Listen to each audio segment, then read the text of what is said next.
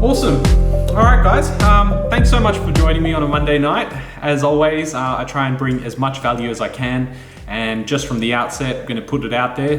This is non-financial advice. It's all general in nature, and you should definitely seek independent advice when it comes to your finances, tax, and whatnot. So if you do want that sort of help and you need some, financial planning or advising help, then definitely just hit me up, and I've got some contacts, and happy to share that. So guys, there's been a lot of talk at the moment about, markets that are going to drop by 30-odd%. And a lot of people are quoting that CBA has said this, Once CBA has said this, it means it's true. Australia is, one of Australia's largest banks. 32% is what they said. And I read the full report when it came out, and it came out in the evening. And by the morning time, I was like, okay, here we go. We're in for a shitstorm today. And literally it was everywhere, 32%. The reality is that 32%, if you actually looked at the report, it's their worst case scenario. Now, their worst case scenario didn't mean 32% overnight like that. It was actually 32% over 3 years. So now you're really understanding that, it doesn't actually seem that bad, because that's pretty much saying that we're going to see almost like 10% every year for the next 3 years as a decline. Now, obviously, when you look at that as a 30% drop, alarm bells start ringing, and you're saying, oh wait, there's two people that are sitting on this fence, right? One, maybe they've already invested and now they're scared. Two, they haven't invested and they're waiting. Guys, this is probably the worst case scenario that CBA is saying. And to be honest, the same guys, the media, also came out in March to say that 150,000 people will die in Australia from the virus. This is context, okay? If they were also predicting the worst case scenario, they're always, and when I say they, journalists, creative writers, they need to get people to view their newspapers, their articles, right? That's their metrics, that's their return on investment. It's one of their KPIs. And so when they were saying 150,000 people will die, we clearly aren't there, right? And it's fairly evident that we're not going to head towards 150,000 people dying in Australia this year. So we haven't even hit 100, right? So what I'm trying to say with this is that you need to take things with a grain of salt, because 99% of people will look at that article and say, oh my God, the world is ending. Now, some people cashed up and they're going, hey, you know what? This is great, because now suddenly I can buy what was costing $1 million. I can now buy it for $700,000. Doesn't work like that. And to be honest, I've been doing this for a while now, 6 years investing, and 3 years before that, around the time that GFC had happened, I was really interested in how money works. And so I am definitely going to put up a video on my YouTube channel about, value of money and what actually money means now, and how it lost, its gold standard in 1971 by Nixon. But that's a lot more in detail, and that's for a whole video, because I get really excited when I talk about that. But I won't bore you with that. What I do want to bring to your attention is people that are sitting there and hoping that the market will fall and that they can just swoop in and make, all these purchases. It doesn't work like that. The reality is that for the last however long, at least in the time I've been looking at this stuff, it seems that every 2 years, we will see an article at least at some point come down saying Australian property prices need a correction, they will collapse. Okay, this is not big news for me. And I've had some people that are on here as well that have messaged me going, shit, have you seen this article? And I was like, yeah, I've seen the article. But it's just nothing new. It's nothing that scares me, because I'm looking forward to it. I'm winning either way. So my job right now with Search Property is about educating, right? People are signing up, and that's great. People are scared, and they're also on the fence. Some people are trying to get their finance organized. Now, the issue is that just because you think that the markets will drop by 30%, do you not think the 99% out there are actually doing the same thing you're doing? And what's going to happen when they actually see some of this discounting going on? Now, we're already seeing it. And I had said in a YouTube video that I put up a non-bullshit forecast of what Australian property will look like come the end of 2020. I did say, some areas will drop 5, 10, 15%. The areas I'm looking at, I'm monitoring it real hardcore because I'm gathering all the data I can get, right? So I'm talking to real estate agents and they're literally going, dude, I'm not sure what they're saying on TV because that shit ain't happening here, right? And you got to understand, a lot of the data that comes out is not real data. So something that you could look at and go, oh, what's the median house price in Baulkham Hills? That's not data from today or last week. That's lag data, okay? And this is where people are getting very stuck along the way in terms of how they're researching for properties and they're going, oh, makes sense, okay, and then this will work. Then they look at it 2 weeks later and they're like, well, news is saying something. The Core Logic, a research house is saying one thing, and then I'm talking to real estate agents and they're saying something else. I'm very confused. And that leads to people being really frustrated because they can't do anything. What's gonna happen, and I'm gonna tell you right now, and this is exactly how it's gonna play out, and I can't wait to take this segment of the video and post it in 6 months' time. Now, in September and October, the two most important months, probably for our generations, purely because a lot of companies will have to come out and report their earnings, end of financial year and things like that. All those reporting start coming through, and a lot of those companies are insolvent. There's JobKeeper and JobSeeker, I believe, are gonna end in September as well. So are we gonna have a lot of these people still unemployed? Are we still gonna have a lot of these companies go bankrupt and liquidation and insolvent? I don't think it's gonna happen, right?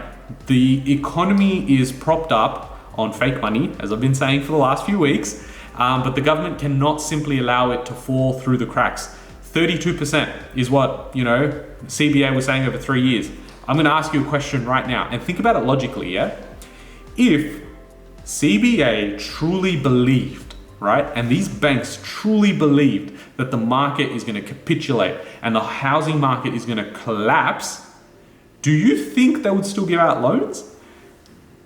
Think about it, right? Because at the end of the day, they are loaning out money at 90% to someone and thinking they will repay us back, right? Now, let's say the housing market crashes by 40%, suddenly that person is unemployed, they can't make the repayments, they've got to declare bankruptcy. Now that's a debt on CBA's, report. So now their profit and loss shows that they're in debt. Now they're gonna have to sell that debt to a debt collector. They lose money in that transaction.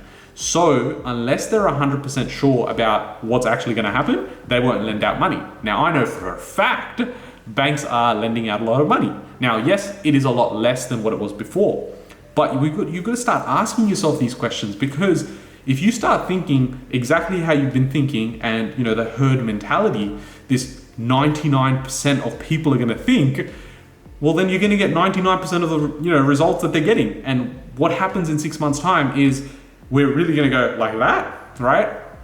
A lot of factors have to play out in that, but I truly believe that this, people are almost hoping that it's true, that the housing collapse will happen.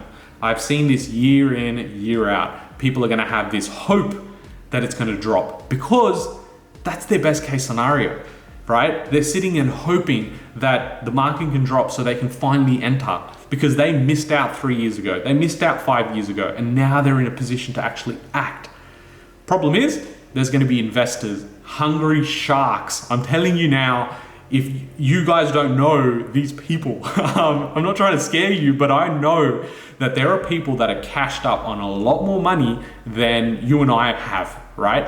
They are waiting for any point in time when we announce a vaccine's available or consumer confidence is through the roof. Now, South Australia's come out and said, we have no active cases anymore. We're reporting in single digits in New South Wales, right? Things are slowly starting to open. Now, yes, the macro economy is in a different place because obviously there's a lot of stuff happening outside of Australia. But now what happens if Australia is completely restored, September, October, things are all great? What happens then? We opened private inspections and public auctions are now happening. Soon as that happened, boom, we've seen prices above reserve price getting sold in Sydney, and it just took what, 2 weekends? This is what I'm saying, is it's gonna move super quickly. If you think you can get your finance ready, you find a property that you like, whether that's through a buyer's agent or not, do you think you'll be able to get these things done in a matter of a week, 2 weeks, 3 weeks maybe? It's gonna take some time. So use the time now to get your finances in order. Get prepared, because even if the market does drop by 5 or 10%, you've got to think, if I'm sitting there with an unconditional approval, right? I know the bank's going to give me money. All I have to do is go, okay, I'm going online, or the real estate agents called me. Hey, suddenly I'm making a deal. Within the day, I can put a deposit down knowing that my bank's going to give me money. Whereas you guys are probably going to go, well, I need to talk to a broker now. I need to figure out where my finances are at. Am I even going to be allowed to get a loan? That process there is going to mean you miss whatever the bottom will be, because as soon as we touch it, I'm telling you now, we're going to miss that, whatever people think is going to be the bottom, and I can capitalize and buy all these properties on cheap.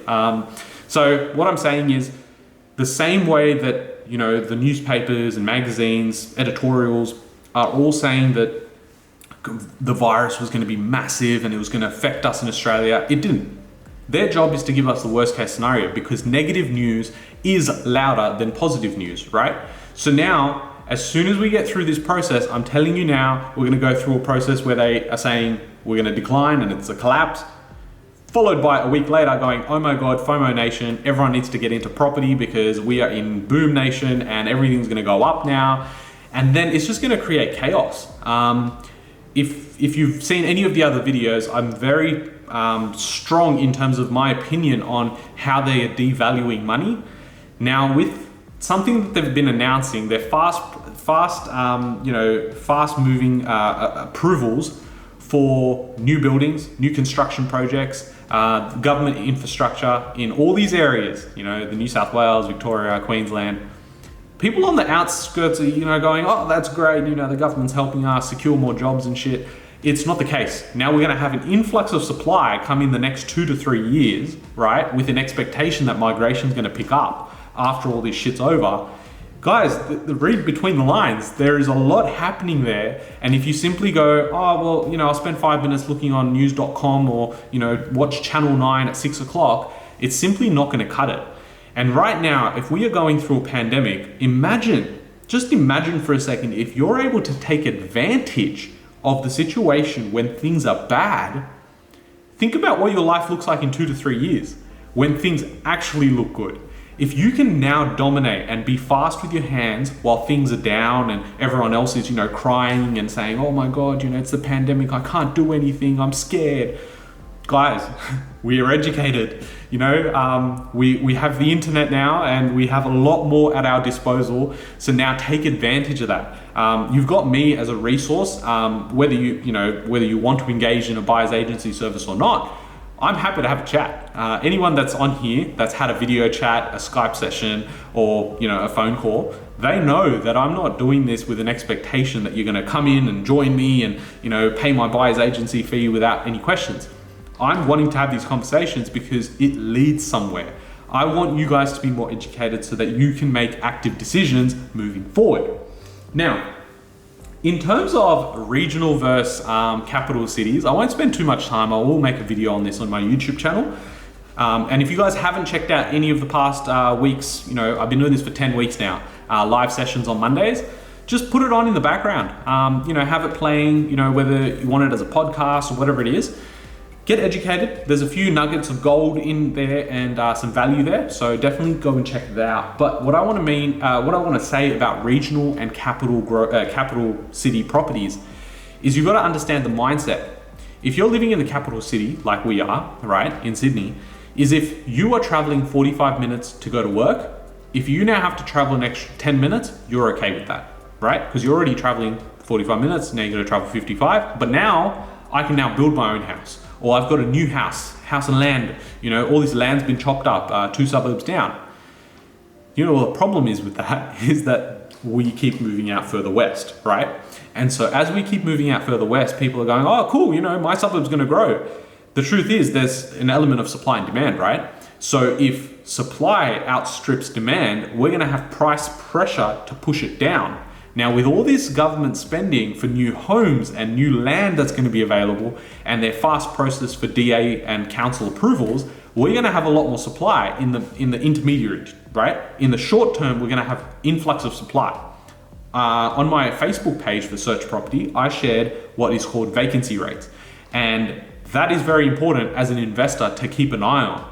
Now it's trending up and it's going to continue trending up. We have a problem because if you're invested in those areas, now, your tenant can literally go, hey, you know what? I don't want to pay this rent. I want to reduce my rent. And if you don't, well, New South Wales just passed the leasing law where they can now go 2 weeks, I'll pay you and break my lease. Now they can go down the road and they can find an apartment that looks better than yours, or they can find a house that's better than yours and pay less rent.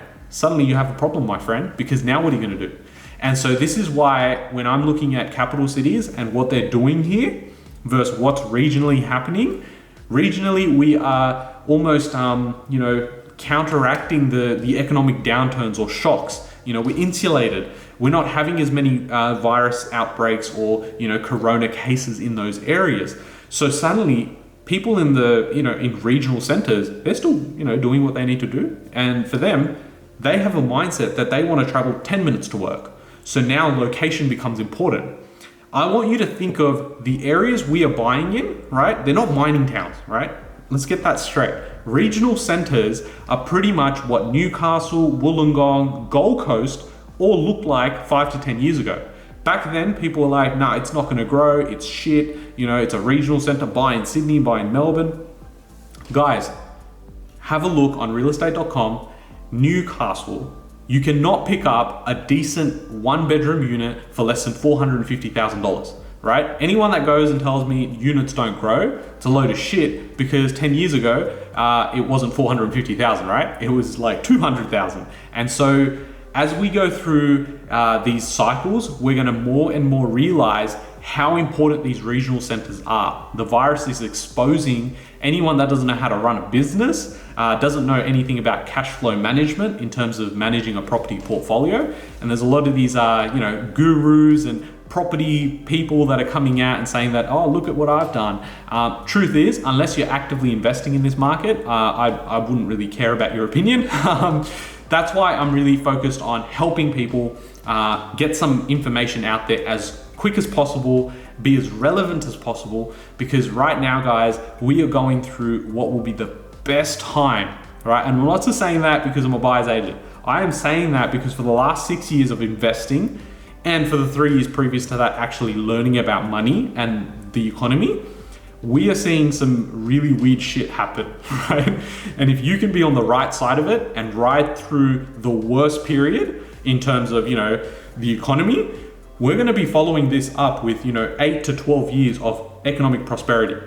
If you can hold assets, right, attach your money that's devaluing to debt, to assets, to hard assets, gold, silver, properties, if you can ride that through for the next 12 years, you are going to pretty much retire. There's no way other to put it. I am helping a lot of people at the moment. I have 3 more, availabilities for Skype sessions later this week. So if you want, drop me a DM, let's have a chat. And that's pretty much it, guys. I wanted to make this quick and snappy. But as always, if you haven't already, subscribe to my YouTube channel. I am putting up a lot of content there. More content than I've ever put through for any of my other businesses. But I do intend to put a lot more. And I want you to be on top of this. Right now, a lot is happening. A lot is happening quickly. So get in tune. Guys, if you need a chat about your finances in terms of, getting a mortgage broker involved, getting your pre-approvals in place, and then be ready to attack, right now is a great time. A lot of people are scared, and that's fine. But, to alleviate that fear, you need education to break it through. You need clarity about what's happening. You need to have some focus about where you are and where you want to be.